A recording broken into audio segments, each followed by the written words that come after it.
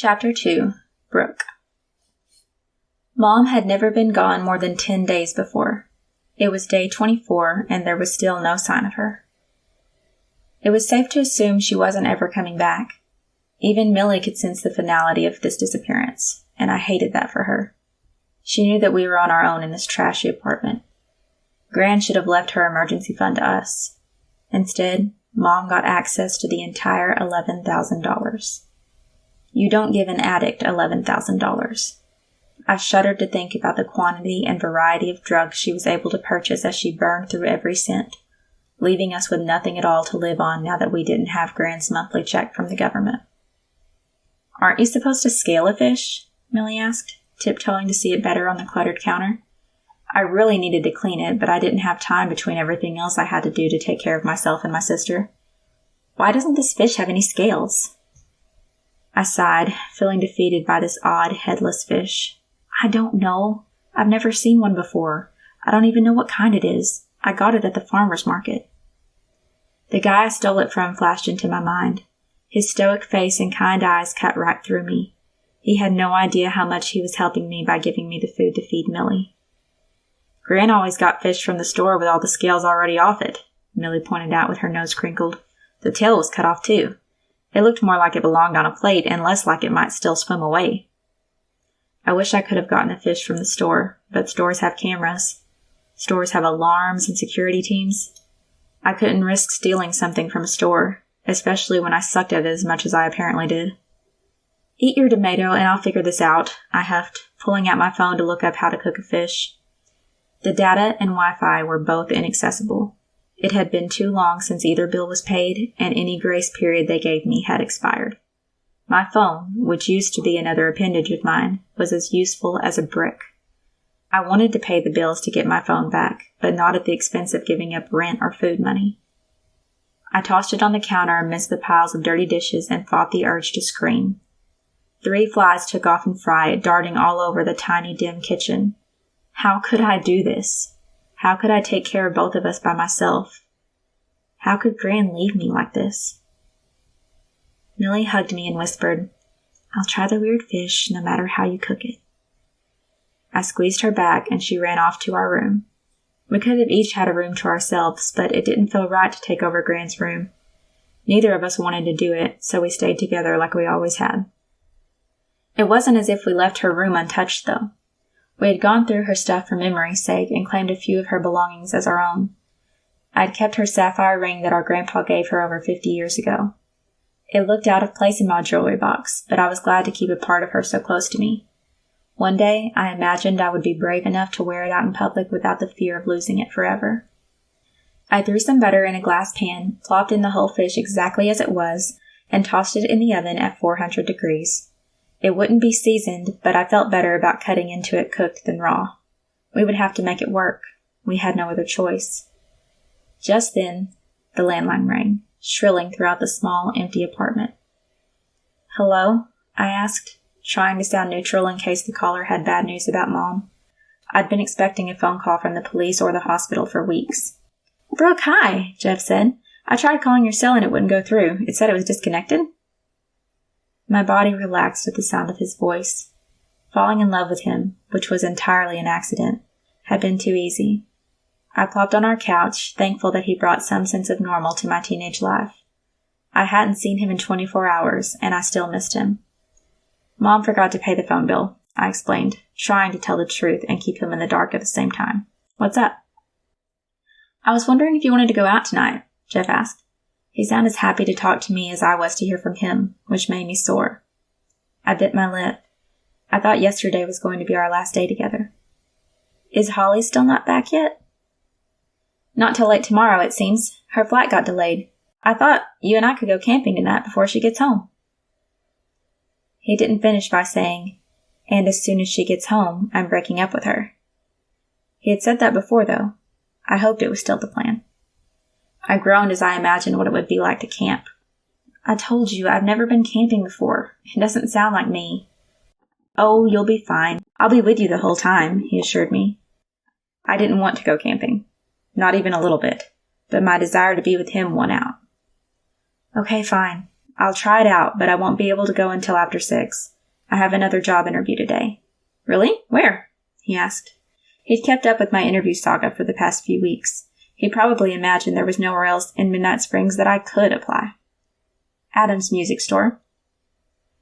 He was quiet for a second. Oh, do you, play music? I laughed. No, I'm not going there to perform or anything. If I get the job, I'll be working behind the counter and ringing people up when they buy instruments. When you get the job, Jeff said, trying to instill confidence in me that I didn't possess. Millie came back into the living room, reminding me once again of my new responsibility as her caregiver. She had a load of clothes in her arms with the unspoken request for me to figure out how to wash them. I had never washed clothes before. Gran always did it, but we were running out of clean options. I can go out with you this afternoon, but I can't stay the night, I told Jeff. Mom's out, so it's only me and Millie here. I can't leave her alone overnight. I'm supposed to take care of her. Millie rolled her eyes as she dropped the load of clothes onto the old, dingy carpet. I hated that stupid carpet. It was thin enough that you could feel the hard floor underneath it. All it was really good for was clinging to stains and dirt. I'm 10 years old, she said, with her skinny arms crossed. Yeah, she's 10 years old, Jeff argued, siding with her. I shook my head, unable to remember how old I was the first time Gran let me stay home overnight by myself. It was impossible because she never had. She had always been there, until she suddenly wasn't. I don't think it's a good idea, I said, hoping to end the conversation. I'll stay at Lauren's then, Millie said with a shrug. Her mom won't mind, and I haven't stayed over there in a while. It's settled then, Jeff cheered. I'll pick you up at 6. He hung up before I could respond and continue arguing. Call Lauren and make sure it's okay, I said, handing the phone to Millie, and don't tell her what's going on. She rolled her eyes. I know. I wouldn't risk getting us split up in foster homes. I'm not an idiot. I sighed. I know you're not, Millie. I would never imply that you were. I know it can be lonely not to tell anyone the truth, but it's for the best. Please trust me. She nodded and widened her eyes in annoyance as she called her friend. Being her mom was not as easy as being her sister.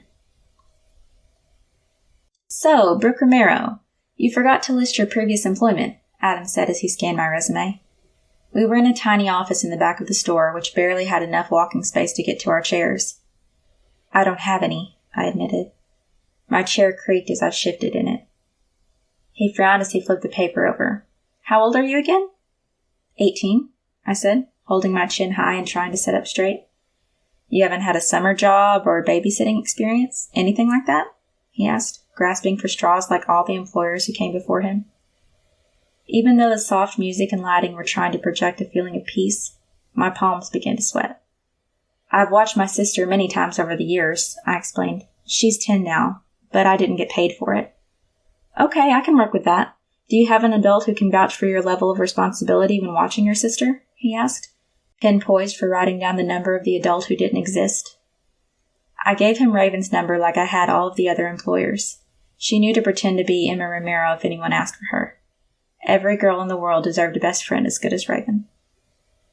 Is there anything else I should know? Any awards, degrees, or certifications? Adam asked, squinting at the empty spaces on my resume as if other information would appear if he looked hard enough. I shook my head. Not yet. I'll graduate next May, though. And you'll be a full-time student for your senior year? Yes, school starts next week. He scratched his head. You marked that you're looking for full-time employment, though. I don't understand. I would like as many hours as you could give me, I explained. I know I won't be able to come in until 3:30 on the weekdays, but I'm happy to work until close and all day on Saturday and Sunday. We're closed on Sundays, he said. There's no way I could give you over 30 hours a week with you being in school. Have you considered applying to the fast food restaurants around here? They're more open to hiring young people for their first jobs. You might have more luck there. I nodded in gratitude, but he was wrong. I had tried every establishment in town. No one wanted to hire me. I had no prior employers they could call, and my lackluster grades made it where no teacher wanted to stick their neck out for me. They kept my applications, but their faces made it clear. When they were looking for someone new to hire, I was going to be at the bottom of the list. They would have to be truly desperate to consider hiring me. I'll call you if something comes up, he said, rising from his seat. The torture session was over. His face mirrored the others before him. Nothing would, in fact, be coming up. I held back my tears as I exited the serene shop to go back to my chaotic life. In my room, $300 was hidden in my bookshelf. Rent, which was already 3 weeks late, was exactly $300. If Mr. Potts demanded it, I would have no money left to feed us with. And there was still a week until we were able to eat the free cafeteria food. "The mosquitoes are terrible here," I complained as Jeff finished setting up the tent. I felt like I couldn't swing my hand through the air without hitting one. I was exhausted. We had hiked incredibly too far for my inexperienced body. My legs were killing me, and I was sweaty and sticky. Once we got to a place Jeff declared suitable for setting up camp, I had to sit on a log and wait for him to get everything set up. All I wanted to do was lay down in my comfortable bed with air conditioning. Camping already sucked. "Don't be a baby," he grunted as he hammered in the last tent peg. He stood and tossed the rubber mallet aside, wiping the sweat off his brow. "As long as you're fast getting in the tent, we won't have to deal with them in there." He did the zipping and unzipping as we climbed in. The tent was already stuffy, so he pulled down the windows. Wind crept through the screens and created a flow of air, whipping the plastic walls of the tent, which was even more creepy because of the shadows the trees cast on it as the sun set. The flimsiness of the tent bothered me. How was this supposed to protect us from coyotes? Wolves? Bears? What was the point of it? To simply deter mosquitoes? It wasn't even doing a good job of that because I could still hear the whine of one as it circled my head. He took off his shirt and rolled out a sleeping bag, which was apparently made of the same flimsy material as the tent, only thicker. I looked around for another, but saw he had only brought one. He reclined and motioned for me to join him. I snuggled up next to him, thankful for this extra day we didn't know we would get before his girlfriend returned. Holly had spent the summer in LA with her dad on the set of his next movie, and in her absence, Jeff had fallen for me. Neither of us meant for it to happen, but we fit together so perfectly. There was no way someone could be better for me than him. It was hot, and his skin was hot and sweaty, but I wanted to be close to him. Even though I couldn't tell him about my home life and my fears, his touch gave me the comfort I needed. I needed someone to depend on. I needed a taste of normal. He tilted my chin up to kiss me, his kiss slow and deliberate as the hand that was resting on my hip started inching up my shirt. I broke the kiss, jerking back from his grasp and sitting up straight, causing his hand to drop to the sleeping bag. "What's wrong?" he panted. His eyes were full of longing. For me. Not her. Me. "I don't want you to get the wrong idea about me staying out here tonight," I explained. I was afraid he would expect to go all the way since we were so alone. I had even considered doing it, so I thought it would be better to get it out of the way now and not wait to say no until the last second. I knew I wanted to wait, and I didn't want my hormones to convince me otherwise in the heat of the moment. I'm not saying we can't do anything, but I'm not ready to go all the way yet. "Why not?" He was truly confused. Why wouldn't I want to be as close to him as physically possible? We were in love, after all. Weren't we? My brain was fuzzy from my own desire, but I tried to reason with him. "Because you still have a girlfriend, Jeff. And I've never done this before. When I do it, I want to do it with someone that's committed to me." "I am committed to you," he said. "I'm going to break up with her in person. You know that. The only reason I haven't done it yet is because I don't want to do it over the phone. I don't think that's fair." "But you aren't mine," I stated. "You're still hers. This is still wrong." He shook his head. "My heart isn't. My heart is yours." A boulder hit the wall of my resolve, causing it to shudder like the walls of the tent. "Gran wanted me to wait," I said. Tears filled my eyes, making them as hazy as my thoughts. I missed her. I needed her in so many ways. How could she leave me? How could she abandon me with no directions? He held his arms open again, and I fell into them. "I'm sorry you lost your Gran," he whispered into my hair, kissing the top of my head. "And I'm sorry I never got to know her." "Me too." "Do you think she would have liked me?" I thought about that for a second. Jeff was incredibly likable. He was exciting, charming, and funny.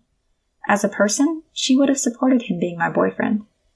However, she would have whipped both of us for sneaking around behind Holly's back. The guilt I often felt was multiplied when I thought about how Gran would think of it. I nodded, resting my arm on his bare chest. His heartbeat was still fast, his breathing irregular.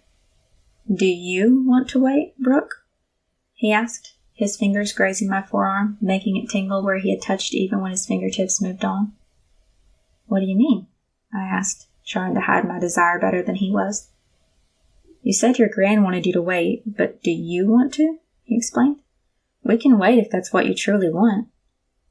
Another boulder hit my wall, and the stone started to crumble. Did I want to wait until I was married? Or was that just what Gran wanted because that's what she believed the Bible said about it? Marriage seemed so far. God seemed so far. Gran was so far. And Jeff was right here. "I want to wait until you're mine," I whispered. That was the most important thing to me. That was the real problem here. He tilted my face toward his, staring deeply into my eyes. "Brooke, I am yours. Heart, body, and soul. Let me show you." He kissed me deeply, his hand resting on my face. My heartbeat quickened to match his, and the walls came tumbling down. Darkness had fallen completely, and I had to pee. "Jeff," I whispered, shaking him, "I have to go to the bathroom." "Zip the door on your way out," he mumbled, never opening his eyes. "What? I'm supposed to go in the woods? By myself?" I asked. My face contorted in absolute horror, but he didn't even open his eyes. "Mm-hmm," he said. His snoring started up again, hopefully scaring off any wild animals. As I got dressed, the haze of what we had done started wearing off. I hoped each item of clothing would hide my shame, but it only continued to increase. My body felt weird. When we first started snuggling afterward, the bond I felt toward him was stronger than it had ever been. I thought there was no way I could ever be happier. Then it faded. Replacing it was the greatest feeling of loneliness I had ever experienced. What had I done? How was I going to look Holly in the face when she returned? What if he didn't choose me? I walked farther away from the campsite than I should have to make sure that Jeff couldn't hear me pee. I wanted to kick myself for crossing the line with him in the tent. I didn't want to pee in front of him, but I thought I was ready to sleep with him. What kind of sense did that make?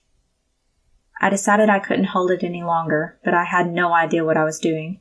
I had heard of girls squatting down in the woods before, but when I tried, I couldn't relax because I was too afraid of getting my shorts and underwear wet. I took them off completely and squatted down, finally getting some relief. Once I was done, I walked away from the mess and began getting dressed again. As I fumbled with my shorts in the dark, I lost my balance. The forest floor was littered with twigs, fallen branches, and roots. My foot got caught on something, causing me to fall backward. I cried out in unbelievable pain as a jagged branch slashed open my left forearm. I cradled it to my chest as I screamed into the night, feeling alone, dirty, and broken.